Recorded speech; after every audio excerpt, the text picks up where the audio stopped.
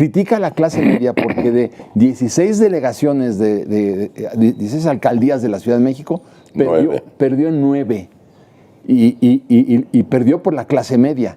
Es evidente que él sabe que la clase media está en contra de él, porque la clase media que ya tiene una vivienda, un automóvil... Pero Francisco, este es un país de clase media. Gente normal, claro. Y además, a los que no son de clase media, quisieran ser.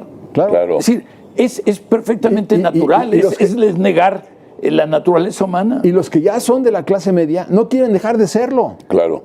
Y lo más grave, me parece a mí, es que persiste todavía hoy, porque esto es de hoy, sí. La cuestión de que la clase media es algo a lo cual no debemos aspirar como sociedad, a ser más amplia la clase media, a ser más numerosa la clase media, y a que la clase media sea no solo, porque dentro de las clases medias hay también hay niveles, y que uno quiera ir subiendo. Pero a ver, ¿por qué critica a la clase media? A mí me queda muy claro un argumento.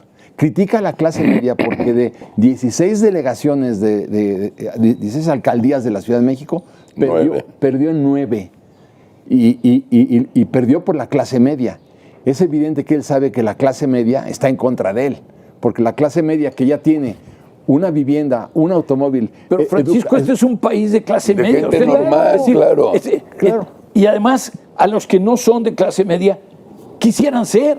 Claro. Es decir, es perfectamente natural, es negar la naturaleza humana. Y los que ya son de la clase media no quieren dejar de serlo. Claro.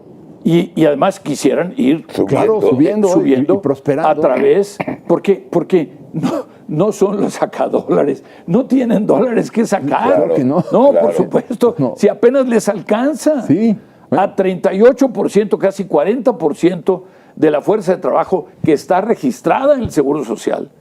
No le alcanza para terminar la quincena. Pero la clase media de la Ciudad de México descalificó a la señora Sheinbaum.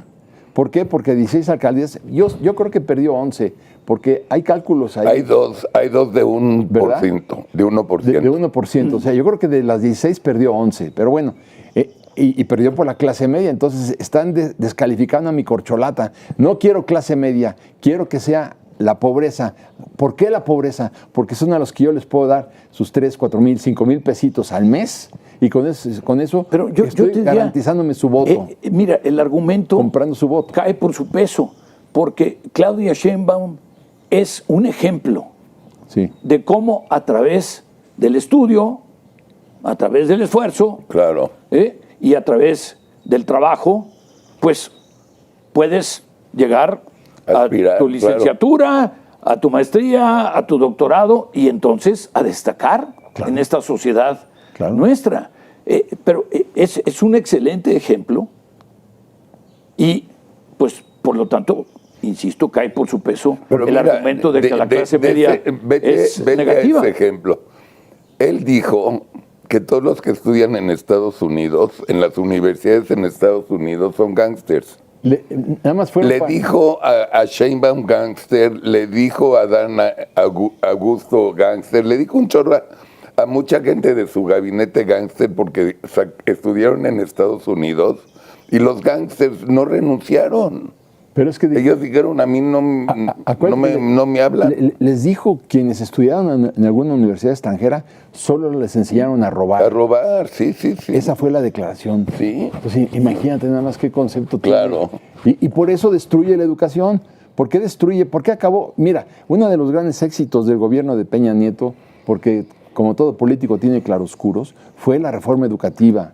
Y yo estuve cerca de todo eso, estudiándola bien, y fue uno de los grandes éxitos. La destruyó la reforma educativa. Sí, ¿Por qué? Sí. Porque él lo que quiere es una generación de pobres, de pobreza franciscana. ¿Por qué? Para que pueda sobornarlos con el presupuesto público y decir, te voy a dar 5 mil pesitos al mes, sin derechos laborales, porque el día que ya te los dé, no vas a tener acceso al Seguro Social, ni al Infonavit, ni a una Afore, ni a una indemnización, ni una pensión, ni una nada. Yo te lo doy siempre y cuando votes por mí.